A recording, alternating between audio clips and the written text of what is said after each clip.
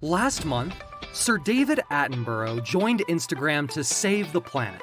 What an amazing cause, and what an amazing opportunity to reach the 27 million users of this platform. Inspired by his initiative, let's take a moment to think about how individuals, companies, cities, and robots can work together to save our planet. Firstly, we should all try and agree that climate change is everyone's responsibility.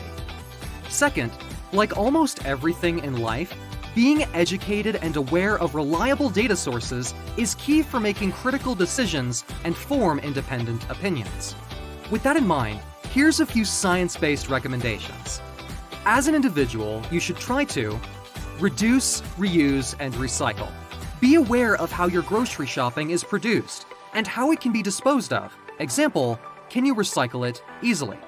Conserve water and energy by using shorter washing cycles, installing efficient light bulbs and white goods, and improve your home insulation. Bike more, drive less, or switch to electric vehicles. Finally, volunteer for cleanups in your community and attend tree planting events. As an employer, you should try to switch to sustainable packaging. Last year, 36% of all plastics were used for packaging. Meanwhile, there are many affordable alternative options, like plant-based plastics and paper. Cut down on your energy bills and shift to renewable energy sources. Embrace telecommuting and reduce business travel while also training your staff in ICT skills and adopting new practices to aid project management and work from home. Finally, recycle office waste or hire a waste management company to do it for you. It will save you money in the long term. So, what can a city do? While individual efforts can have a substantial impact on climate change, this is where the greatest potential resides. Cities are where most people live, where most companies operate, and where most innovation and economic activity takes place. Cities are also where most energy is consumed, and where most cars and buildings are concentrated in. Engineering a citywide policy to reduce greenhouse gases while not disrupting operations, social well-being, and economic growth is indeed a challenging but not impossible task. Here are some science-based principles for achieving maximum impact. Build or retrofit buildings to use less energy. This could lead to a 60% reduction in urban emissions. Consider mixed-use buildings which are more energy efficient, require less people movement, and also improve quality of life. Remember, retrofitting is almost always cheaper, faster, and greener than building a new one.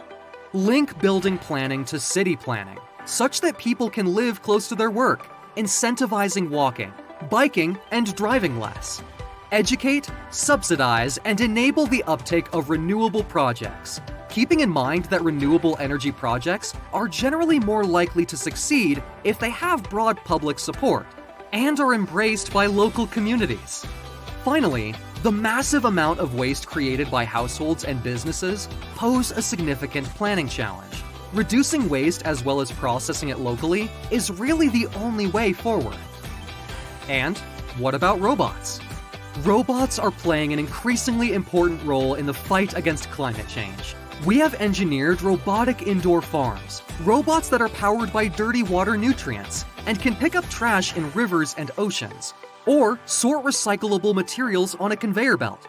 Perhaps the biggest and most near-term benefit from robots, however, will come from big data and artificial intelligence.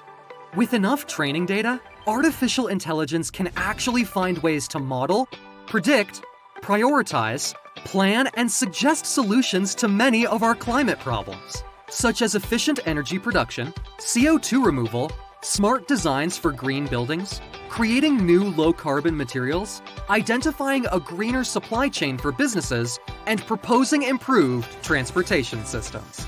Artificial intelligence can help us better manage energy at home and at work, while also reprogramming our processes, supply chains, and even green policies. Artificial intelligence, however, is no silver bullet and is not ready yet. But along with our individual and corporate efforts and the trillions of euros in investments made by, for example, by Europe's Green Deal, we finally have a winning chance.